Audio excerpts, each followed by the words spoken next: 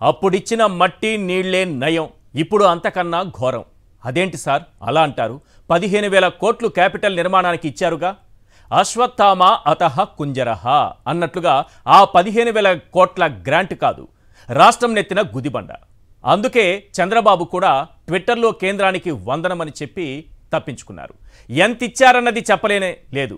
That is Chandrababu. పోలవరానికి పైసా నిధులు సాధించలేకపోయారు. వెనుకబడిన జిల్లాలకు ₹1 సాయం సాధించలేకపోయారు. అందుకే చంద్రబాబు తన ట్విట్టర్లో పోలవరం, వెనుకబడిన జిల్లాలను గుర్తించినందుకు థ్యాంక్స్ చెప్పారు. నిధులు కేటాయించలేదని ఆయనకు తెలుసు. మరోవైపు అసెంబ్లీలో ఈయనేదో పట్టుబట్టి సాధించినట్టుగా, కేంద్రం ఏదో మూటల కొద్దీ నిధులు ఇచ్చేసినట్టుగా బిల్డప్లు ఇచ్చారు. రాజధానికి కానీ, పోలవరానికి కానీ, వెనుకబడిన జిల్లాలకు కానీ మనం సాధించింది లేదు, వాళ్ళు ఇచ్చింది లేదు. ఇక్కడ ఒక డౌట్ కొడుతోంది. మొన్న మధ్య తృణమూల్ కాంగ్రెస్ ఎంపీ బాబు కేసుల గురించి పార్లమెంటులో ప్రస్తావించారు, గుర్తుందిగా. దానికి బాబు కేంద్రాన్ని నిధులు అడగకపోవడానికి ఏదైనా లింక్ ఉందా అన్న అనుమానం రాష్ట్రమంతా వినిపిస్తోంది. గత 5 ఏళ్లుగా హూ కిల్డ్ బాబాయ్ అంటూ రాష్ట్రమంతా తిరిగిన బాబు తన పాలనలో 45 రోజుల్లోనే 31 హత్యలు జరిగితే హూ కిల్డ్ ఏపీ అన్నదానికి ఆన్సర్ చేయటం లేదు. రేపు ఢిల్లీ వేదికగా ఈ హత్యలు, హత్యాచారాలు, దాడులు, దౌర్జన్యాలు, రక్తపాతాలు ఎవరు సృష్టించారు, హూ కిల్డ్ ఏపీ అనే అంశాన్ని జగన్ లేవనెత్తబోతున్నారు. ఢిల్లీలో చంద్రబాబు అట్టర్ ఫ్లాప్ అయ్యారు. చంద్రబాబు అరాచకాలను దేశమంతా వినిపించడంలో జగన్ సక్సెస్ అవుతారా? ఈ ప్రశ్నలతో పాటు రాష్ట్ర ప్రజలు చంద్రబాబును ఓ 10 ప్రశ్నలు అడుగుతున్నారు. ఈ ఒక్కసారైనా చంద్రబాబు నిజం చెబుతారని ఆశగా ఎదురు చూస్తున్నారు. అవేంటో ఒక్కసారి స్క్రీన్ పైన చూద్దాం. Question number 1. 21 మంది ఎంపీలున్న కేంద్ర బడ్జెట్లో ఏపీకి సాధించింది 0. అవునా కాదా? లైఫ్లో ఒక్కసారైనా నిజం చెప్పండి చంద్రబాబు గారు. Question number 2. క్యాపిటల్ నిర్మాణానికి ఇస్తామన్న 15,000 కోట్లు గ్రాంట్ కాదు, గుదిబండ. అవునా కాదా? లైఫ్లో ఒక్కసారైనా నిజం చెప్పండి చంద్రబాబు గారు. Question number 3. రాజధానికిచ్చే 15,000 కోట్లు అప్పు అని ఆర్థిక మంత్రి తేల్చేశారు. అవునా కాదా? లైఫ్లో ఒక్కసారైనా నిజం చెప్పండి చంద్రబాబు గారు. Question number 4. పోలవరానికి పావల, వెనుకబడిన జిల్లాలకు ₹1 నిధులు సాధించలేకపోయారు. అవునా కాదా? లైఫ్లో ఒక్కసారైనా నిజం చెప్పండి చంద్రబాబు గారు. Question number 5. స్వప్రయోజనాల కోసం పట్టు, రాష్ట్ర ప్రయోజనాలు కేసులకు తాకట్టు. అవునా కాదా? లైఫ్లో ఒక్కసారైనా నిజం చెప్పండి చంద్రబాబు గారు. Question number 6. అధికారంలోకి వచ్చిన 45 రోజుల్లో 31 మందిని చంపి ప్రజాస్వామ్యాన్ని ఖూనీ చేశారు. అవునా కాదా? లైఫ్లో ఒక్కసారైనా నిజం చెప్పండి చంద్రబాబు గారు. Question number 7.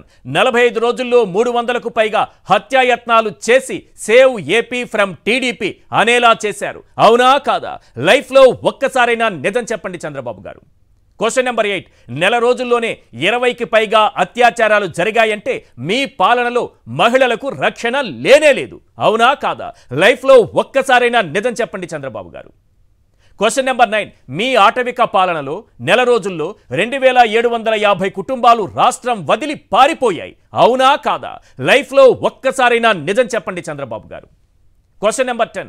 హూ కిల్డ్ బాబాయ్ అని 5 ఏళ్లుగా అరుస్తున్న మీరు హూ కిల్డ్ ఏపీ అంటే సమాధానం చెప్పలేరు. అవునా కాదా? లైఫ్లో ఒక్కసారైనా నిజం చెప్పండి చంద్రబాబు గారు. ప్రజలు అడుగుతున్నటువంటి ఈ 10 ప్రశ్నలకు చంద్రబాబు నాయుడు గారు సమాధానం చెప్పాలి.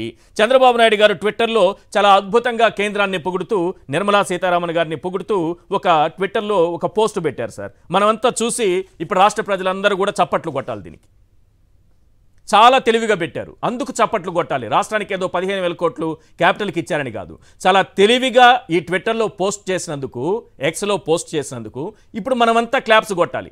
రాష్ట్ర ప్రజలందరూ ఒక్కసారి నిలబడి క్లాప్స్ కొట్టండి, చదివి వినిపిస్తాను. ఏమనంటారంటే చంద్రబాబు నాయుడు గారు ఈ ట్విట్టర్లో, on behalf of the people of Andhra Pradesh I thank the honourable prime minister Narendra Modi ji and honourable union finance minister N Sitharaman ji for recognizing the needs of our state and focusing on a capital, Polavaram, industrial nodes and development of backward areas in AP in the union budget of financial year 24-25. పోలవరాన్ని గుర్తించినందుకు, నిధులు ఇచ్చినందుకు కాదు, గుర్తించినందుకు thanks అట.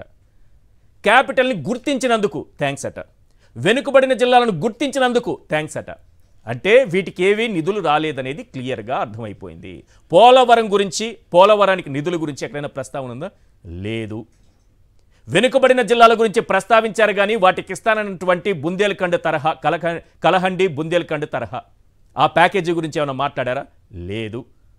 పోనీ అమరావతికి ఇస్తానన్నటువంటి 15,000 కోట్ల రూపాయలు grant రూపంలో ఆ రోజు మేము చెప్పాం కాబట్టి, ఢిల్లీని తలదన్నే రాజధాని నిర్మిస్తామని మేమే ప్రామిస్ చేశాం కాబట్టి, రాజధాని నిర్మాణ బాధ్యత కేంద్రానిదే కాబట్టి, చట్టంలో ఆ విషయం ఉంది కాబట్టి మేమిప్పుడు 15,000 కోట్ల రూపాయలు ఇస్తున్నామని ఏమన్నా చెప్పారా? అది లేదు.